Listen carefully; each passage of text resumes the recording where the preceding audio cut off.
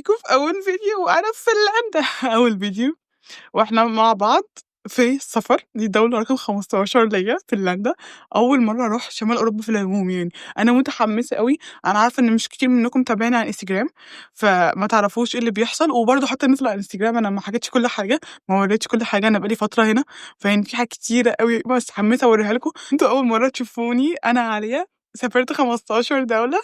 وأنا لسه في الجامعة، ودي الدورة ال15 يعني أنا باكلمكم دلوقتي من فنلندا الدورة ال15. فيديو النهارده هيكون بيتكلم عن الحقيقة عن العيشة برّه أو السفر لمدة طويلة حتى زي السفر اللي أنا باعمله حتى لشهر اللي ما حدش بيتكلم عنها،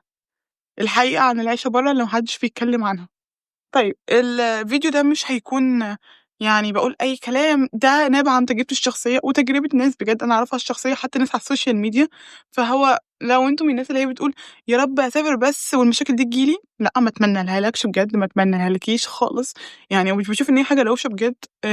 خالص. أنا عارفة إن الحياة في دولنا العربية ممكن تكون صعبة شوية، بس still الكلام اللي أنا هاتكلم عنه برضه ده صعب بالنسبة لي، صعب بالنسبة لناس تانية. فبس وما اتمناش لأي حد المشاكل بجد، أتمنى بجد كلنا نعيش في سلام، يعني في كل حاجة بقى، عايشين في مصر، عايشين برّه مصر، وأنا على فكرة يعني أنا مش عايشة برّه مصر، أنا باسافر بس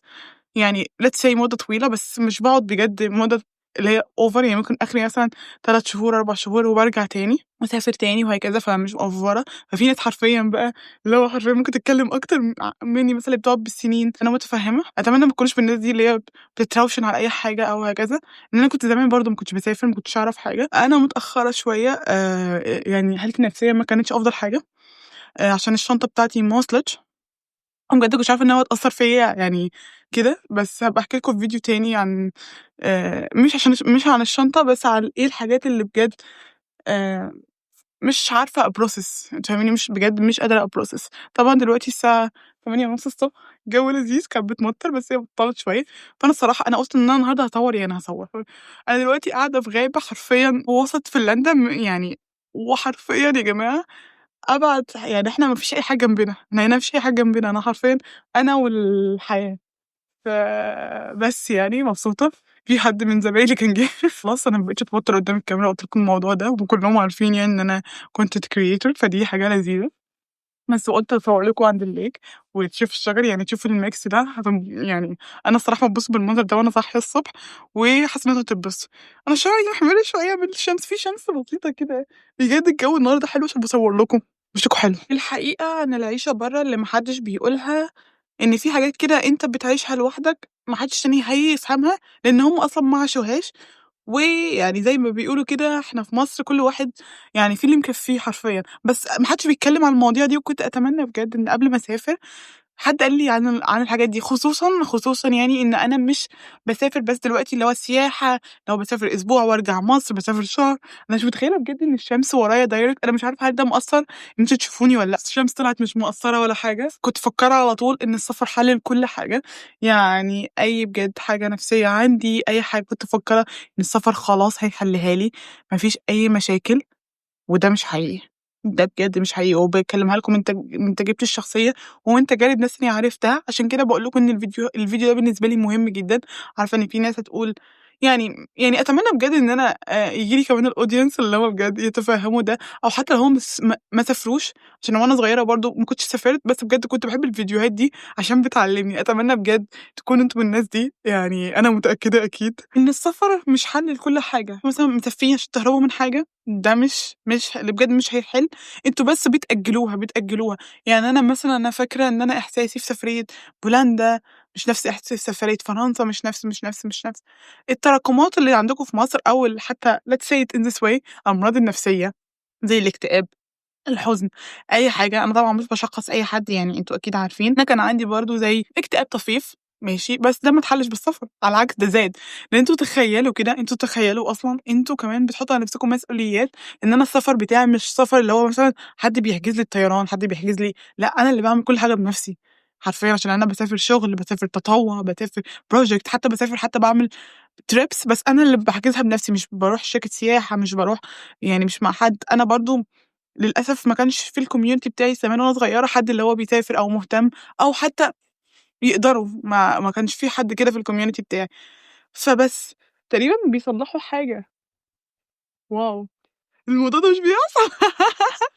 الفيديو النهارده كله طرائف وظرائف، طرائف وظرائف. عامةً أي حاجة بتطلع في دماغي باقولها لكم على طول، يعني أنا قُلت لكم قبل كده في أول فيديو إن أنا هابقى authentic، مش هاكات كتير، إلا طبعًا في الvlogs اللي هاعملها لكم وكده، بس هنا في الvideos اللي أنا باتكلم معاكم فيها أنا مش هاكات كتير خالص، عشان أنا فعلًا حابة أتكلم معاكم وحابة يعني إحنا هنا أصحاب، أنا حرفيًا فاتحة السيلفي دلوقتي، فأنا حرفيًا حاسة إن أنا باتكلم مع صديقي وصديقتي، فما حلّليش كل حاجة، وبرضه ما احلّش لناس كتيرة كل حاجة. فبجد لو أنتم بتعانوا من حاجة، يعني مثلًا لو أنتم عندكم اكتئاب حاولوا تحلّوه في مصر، أو ما تحطّوش expectation عالية، ما تحطّوش بجد expectation عالية إن ده يتحل في السفر. آه، ممكن لو في حاجة مضايقاكم في مصر وهي ليها علاقة بمصر أو بالمغرب أو بأي دولة عربية تانية، إن مثلًا حد مثلًا أهاليكم بيزعّق لكم، مش هتلاقوا ده برّه مصر أكيد، أنا متفهمة، بس أنا باتكلم عن الأمراض اللي هي بجد، اللي هو أنتم على طول عندكم اكتئاب، حاسين بالوحدة، الأمراض دي للأسف على العكس هي بتزيد، ودي من تجربتي الشخصية. فأنا بس حابة أتكلّم معاكم في الموضوع ده في فيديو تاني هاكلّمكم عن إيه الحاجات اللي أنا عملتها، وإيه الحاجات اللي أنتم ممكن تعملوها لو أنتم حسّيتوا بده برّه مصر أو وأنتم مسافرين، وإزاي ممكن نحلّها فعلًا، لإن أكيد هي ليها حلول. بس أنا باتكلّم إن السفر مش حَل سحري، مش واو! أنا عندي أمراض الدنيا كلّها، يعني حتى لو عندكم بس اكتئاب أو أنا مثلًا حزين أو أنا مثلًا معييش فلوس أو كده، في ناس كتير على طول بتقول لي اللي هو أنا بس نِفْسي أسافر برّه مصر، طَب وبعدين؟ بعدها إيه؟ أنا عايزة بس ناخد الstep دي، بعدها إيه؟ طبعًا دي ليها points كتيرة أوي إن إحنا بس عايزين الحاجة السهلة. يعني أنا كنت مفكّرة إن أنا أول سفرية ليّا اللي هي طويلة، اللي هي كانت بولند، كنت سافرت شهرين 3، كنت مفكّرة إن الحياة تتغيّر من بعدها. لأ، ما اتغيّرتش ولا حاجة على فكرة خالص، وعلى فكرة ده سبِّب لي وقتها يعني اكتئاب طويل يعني بجد، وبجد ده حاجة أنا ما اتكلمتش عنها قبل كده، بس هاكلمكم عنها عادي. أنا باحب النوع الcontent الصريح ده الصراحة، إن أنا فعلًا من القلب للقلب باحب أتفرّج على الناس دي، فأنا حابة أكون الشخص اللي أنا وأنا صغيرة كنت حابة أتفرّج عليه. مش لازم أبقى قدوة، بس على الأقل شخصية بني آدمة عادي بتوصّل لكم الحقيقة، عشان لو أنتم بتحسّوا بنفس الحاجة أو هتحسّوا بيها، يكون على الأقل عندكم فكرة. يعني أنا متفهّمة إن لو أنتم مسافرين لأول مرّة أو حتى بتسافروا كتير، أنا لسه بيحصل لي نفس المواقف دي عادي جدًا. يعني موضوع الluggage ده، موضوع إن الشنطة بتاعتي ما وصلتش من المطار، وحرفيًا أنا جاية هنا في forest زي ما أنتم شايفين، ما فيش حد غيرنا أصلًا. بس ومعيش لبس، يعني أنا حرفيًا دلوقتي حاطة الموبايل بتاعي حاطاه حرفيًا على خشب، عشان المعدات بتاعتي بتاعة الcontent creation ما وصلتش، اللي أنا كنت جايباها عشان أصور لكم، عشان أعمل لكم vlogs ما وصلتش. بس أنا قُلت خلاص، يعني أنا بقى لي حرفيًا أهو شهر، قُلت خلاص يا عالية يعني خلاص. يعني متخيلين أنا متضايقة بقى لي قد إيه؟ أنا باسافر ودي دي الدولة رقم 15، الدولة رقم 15 وstill أنا كنت بجد متضايقة، أنا كنت متضايقة أوي، كنت باقعد في أوضتي يعني بالساعات، اللي هو أقعد أفكّر وأقعد أكلم المطار بالساعتين في اليوم، ما فيش أي حاجة. فلأ، يعني لأ، يعني لو أنتم بجد ناس، أنا حسّاسة شوية، فلو أنتم ناس حسّاسين زيي، في حاجات كده غير متوقعة، حتى لو أنا أهو سافرت 15 دولة واو! ومعتمدة على نفسي وindependent وكل حاجة جمدان، وبجد يعني لأ، still حاجة كده طلعت من لا شيء، طلعت حرفيًا. يعني أنا ما عملتش أي حاجة غلط عامةً، يعني أنا وصلت مطار القاهرة المفروض توصل لي، لأ، ما وصلتش. فبس حاجة كده طلعت كده. حاجات برضه بتحصل، مثلًا أنا كنت باحضّر مثلًا لسفرية المغرب، الconference اتلغى، كده. اللي هو حرفيًا بعد ما عملت الفيزا، بعد ما عملت كل حاجة، وبعد ما دفعت بلا، بلا، بلا، بلا، بلا، كده، عادي. حاجات كده بتحصل إحنا ما لناش يد فيها. فهو بجد السفر مش حَل، فأنتم لمّا بتحصل حاجة زي دي لازم يكون عندكم السلامة النفسية،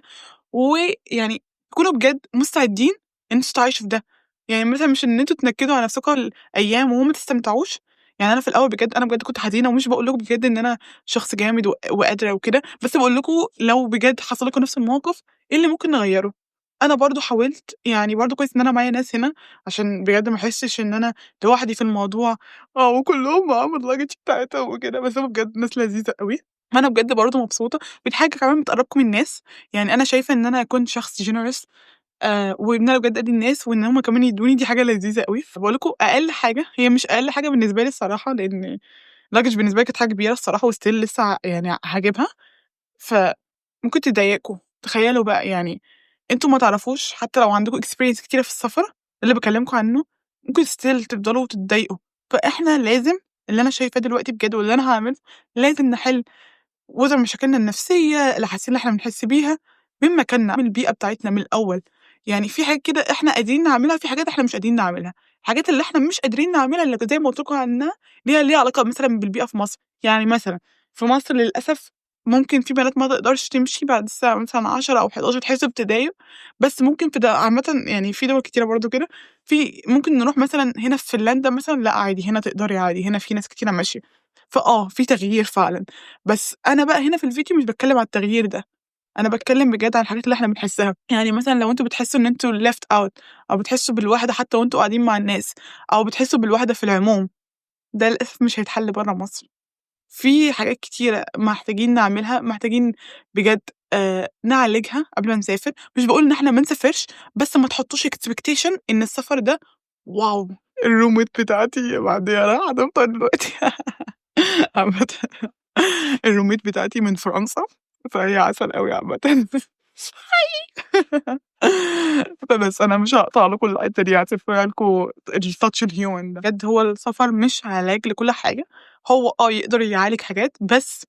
مش هيكون علاج لكل الحاجات المشاكل النفسية اللي موجودة، خصوصًا لو أنتم مسافرين لمدة طويلة. يعني لو مثلًا أنتم مسافرين شغل، مسافرين منحة، مسافرين مثلًا زي project، ساعات باقعد بال3 شهور، باقعد بالأكتر، وساعات حرفيًا أنتِ فاكرة إن أنا في سفريات حرفيًا خلّصت أهو 3 شهور، في سفرية تانية حرفيًا قعدت في مصر أسبوع، شهرين، اللي هو ما بالحقش أتنفّس حرفيًا.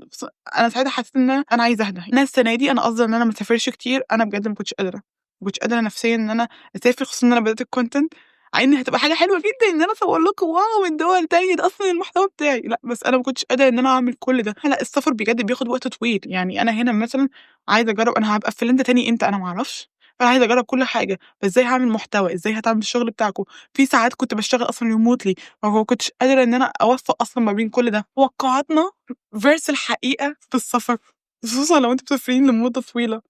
إن الناس مش دايمًا هتبقى ودودة معاكم. يعني مش عارفة مين اللي طلّع أسطورة إن الراجل المصري مش عارفة في أي مكان ماشي عامةً هاخربها لكم، مش موجودة. خصوصًا الأيام الأخيرة لأ، باهزر عامةً. يعني ما تفكّروش إن أنتم أول ما توصلوا مكان واو، واو! اللي هو الناس اللي هي لأ أرجوكم، لأ، ده مش بيحصل، وده مش حقيقي. يعني أنا هنا مثلًا حرفيًا في الforest اللي إحنا قاعدين فيها ما فيش حد مصري غيري، ما فيش حد عربي غيري أصلًا. يعني حرفيًا ما فيش حد خالص، خالص، خالص. وساعات حرفيًا بابقى أنا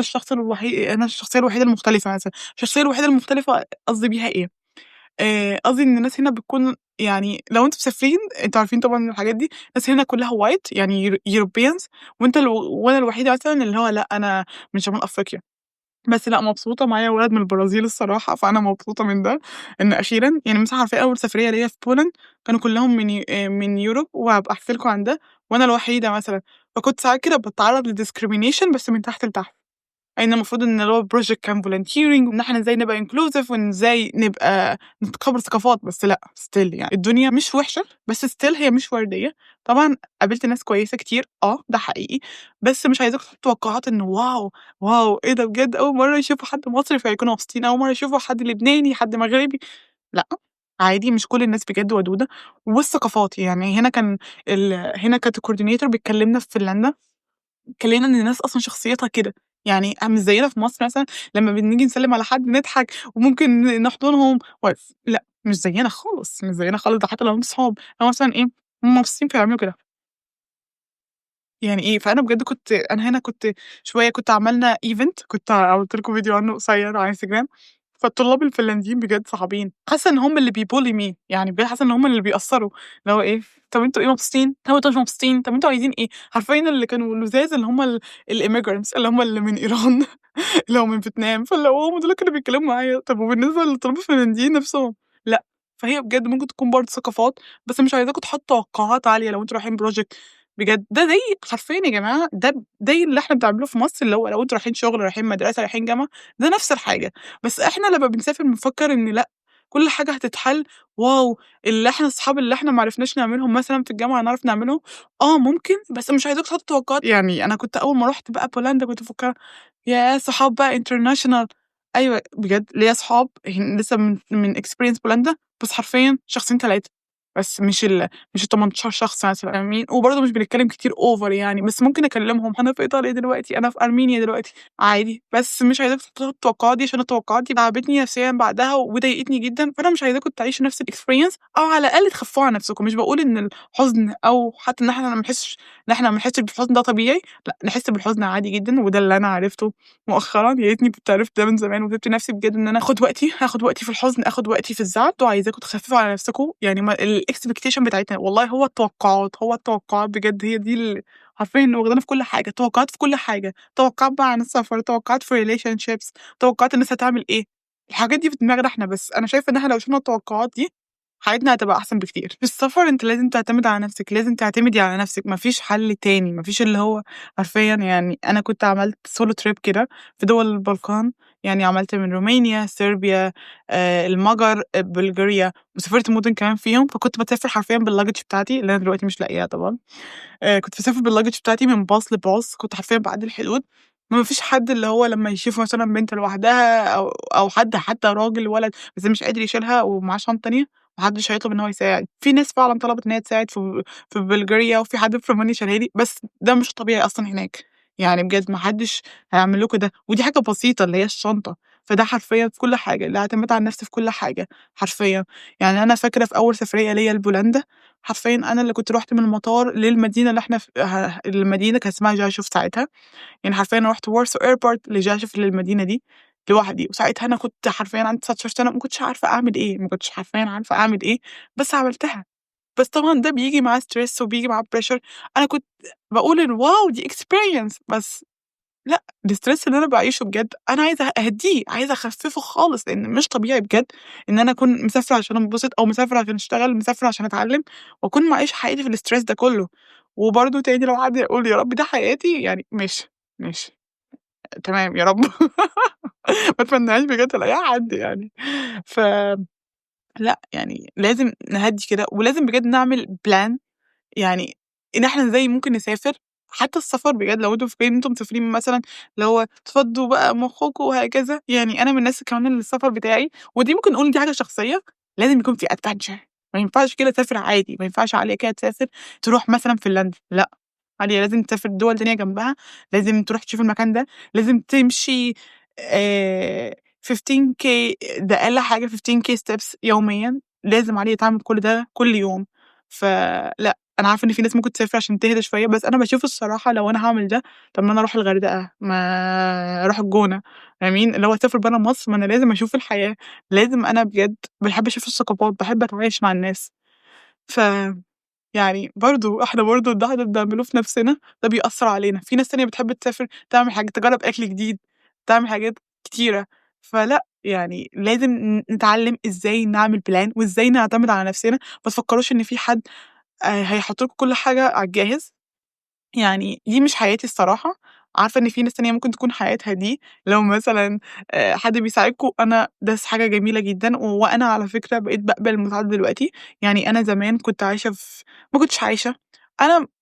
ما كنتش مضطرة برضه، أنا كنت عادي اللي هو أنا كل حاجة باعملها بنفسي 1، 2، 3، 4، 5، 6 لأ، اقبلوا المساعدة عادي، يعني أنا أول ما جيت فنلندا وهُم قالوا لي إن هُم في الproject وكده إن هو ما أنا ما كانش معايا لبس حرفيًا غير الجاكيت ده وsweatshirt هتعيشي إزاي يعني أنا هاقعد هنا شهر، هاعمل إيه؟ هاعمل إيه بجد، هالبس إيه وهكذا يعني، فرُحت اشتريت حاجات وبرضه ما كانتش كفاية، وعادي اتقبلت المساعدة إن هُم مثلًا يدّوني حاجة مثلًا معاهم، وإن أنا نshare معاهم، وبجد كانت حاجة لذيذة أوي، لإن أنا كنت باعمل ده كده عادي زمان لمّا حد مثلًا يكون مش معاه حاجة، فاللي هو ليه أنا كعالية مش متقبلة المساعدة؟ دي برضه حاجة لازم نحطها في دماغنا، إن ده بجد نوع من أنواع الشخصيات، اللي هو مش أنا مبسوطة إن إحنا نكون ناس بنعتمد على نفسنا وكل حاجة، بس في نفس الوقت نتقبّل المساعدة وندّي المساعدة، مش لازم إحنا بس نقعد ندّي، ندّي، ندّي وما ناخدش، لأ، ولا تاخدوا بس وما تدّوش، لازم يكون في balance كده، وهو بجد الbalance ده أنا باحاول أتعلّمه، أتمنى بجد أتعلّمه. وأنتم كمان تتعلموه، هتبقى حاجة لذيذة أوي، تخيّلوا بجد إن أنتم دلوقتي أهو أنا شخص باتقبّل المساعدة، وباتقبّل كمان إن أنا أدّي مساعدة للناس، يعني في إيه أحسن من كده؟ أنا كنت عايشة اللي هو لأ، أنا مش هاخد حاجة من حد، أو مش مساعدة من حد، ما حدش يشيل لي شنطتي، ما حدش لأ، عادي يا جماعة، الحياة أبسط من كده بكتير بجد، من خناقاتنا ومن المواضيع، يعني أنا بجد زمان برضه كان كل حاجة بتأثّر فيّا، يعني بجد كنت مفكّرة إن أنا لمّا أسافر برّه مصر، الأخبار اللي في مصر مش هتأثّر فيّا، بس لأ still أي حاجة بجد بتحصل في مصر still بتأثّر فيّا. طبعًا I'm so sorry في الدوشة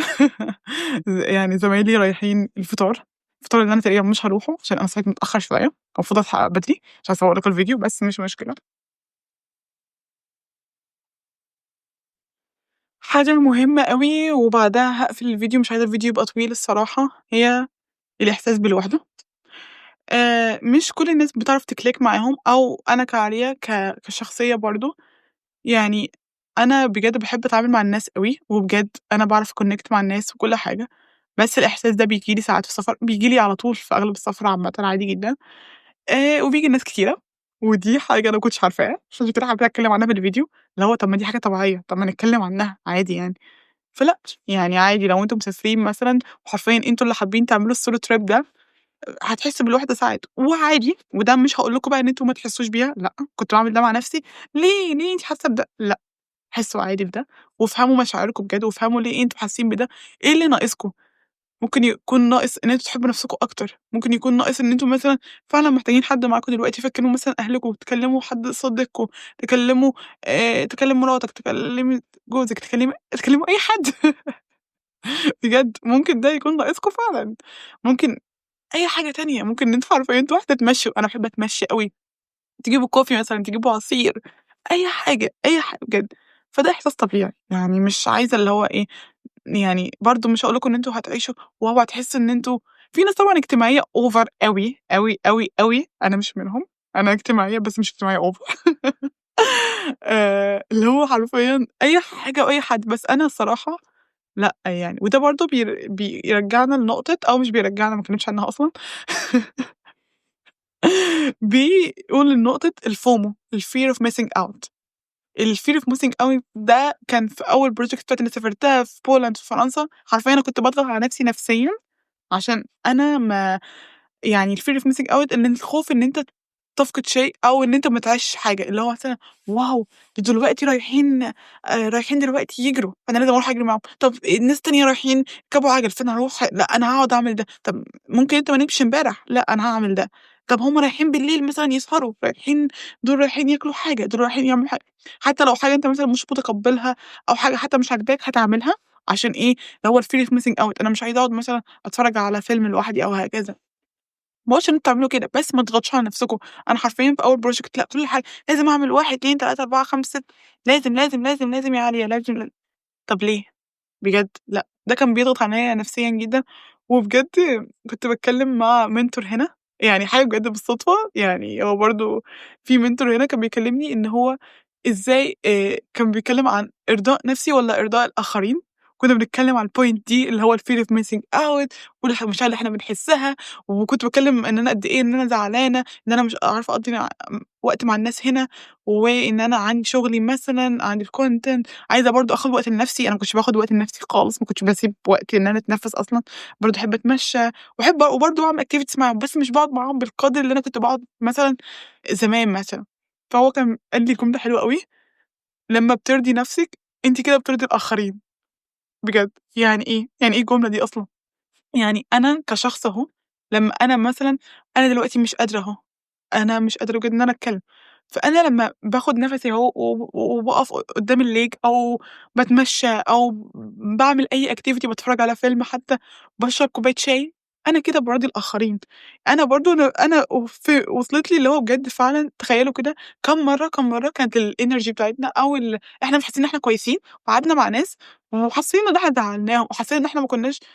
إحنا قاعدين متضايقين وكمان ضايقناهم أو مش ضايقناهم، إحنا بس بجد قاعدين عاملين كده، قاعدين بس متضايقين، فأنا بجد ده أنا حسيتها قبل كده، فلأ، إحنا حرفيًا كده لمّا إحنا بنرضي نفسنا، إحنا بنرضي الآخرين برضه، يعني اللي إحنا ناخد طاقة لنفسنا، يعني تخيلوا كده تيجوا للناس بطاقة كويسة، تيجوا مبسوطين، يعني أنا مثلًا الصراحة مش باحب أعمل videos غير وأنا حاسة إن أنا على الأقل هادية شوية، مبسوطة، مش لازم أكون مبسوطة over بس اللي هو طاقتي كويسة، أنا قادرة أتكلّم، مش عايزة يعني أنا مثلًا شربت كوباية قهوة قبل ما أنزل وكلت حاجة بسيطة كده، كلت croissant صغير عشان أعرف أتكلّم معاكم، مش عايزة اللي هو أكون باتكلّم معاكم وأنا عاملة كده. لأ، هو مش بالإجبار خالص، هو مش بالإجبار، يعني إن أنا أفتح الفيديو أنا بجد أنا باكلّمكم إن أنا بجد باتكلّم مع حد صاحبي وصاحبتي، باتكلّم معاكم بجد إحنا بنتكلّم مع بعض، فعادي. كذلك برضه مش لازم الfear of missing out ده يعني أنا عارفة إن كل حاجة عايزين نعملها، وأنا على فكرة ده برضه حاجة لسه باعملها لحد دلوقتي، بس خفِّت عندي، وده اللي أنا باكلمكم عنه في كل الفيديو، إن مش لازم مش هأفور وأقول لكم لأ اقطعوا الحاجة دي، لأ عادي أنا باعمل أغلب الحاجات، وأنا مش perfect ومش عايزاكم تكونوا perfect، بس على الأقل نتفهمها. أنا بجد لمّا بقى عندي aware بالحاجات اللي أنا باعملها، حياتي بقت أفضل، مش هاقول إن هي بقت واو 100% لأ، بس أنا بدأت أبقى مبسوطة فعلًا. وبدأت أحس بالسعادة، أهدى، اللي هو أهدى كده، والدوبامين بقى اللي هو واو، واو كده اللي هو فوق وتحت اللي هو السعادة واو اللي هي فوق بعد كده حزن شديد، لأ، بقيت عادي اللي هو باخد نَفَسي كده عادي طبيعي جدًا، ومش حاسة بحاجات بجد اللي هو إن أنا حاسة إن أنا I am missing too much stuff لأ، وعادي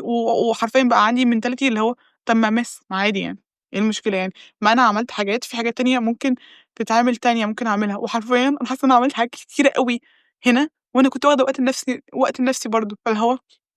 شايفين الmentality إزاي بتتغيّر؟ فجرّبوا، جرّبوا ده، أنا عارفة إن كتير بيعملوا معاكم بتعملوا كده مع أصحابكم، بتعملوا كده مع ناس كتيرة، اللي هو أيوه، أيوه أنا تمام، أنا جاية، أنا جاية، أنا جاي، أنا جاي، وأنتم حرفيًا تعبانين نفسيًا أو ما نمتوش أو وراكم حاجة تانية، بس أنتم بس محرجين تقولوا لهم أو خايفين إن أنتم هتمسوا something big لأ يعني. في نهاية الفيديو حابة أقول لكم حتى الحاجات اللي أنا اتكلمت فيها عنكم، وأنا هاعمل لكم فيديو تاني منظم أكتر، أنا حبيت أكلمكم الفيديو ده يعني حرفيًا الكلام اللي هيطلع في دماغي وأنا دلوقتي في فنلندا والأحاسيس اللي أنا حاسة بيها، بس هاعمل لكم فيديو تاني. الحاجات دي كلها علّمتني، يعني الحاجات دي من غيرها ما كنتش هاتعلم حاجات كتيرة، ما كنتش هابقى عالية دلوقتي. حاجة تضحّك أوي إن زميلتي بتجري عشان المفروض إن إحنا أصلًا الوقت جه،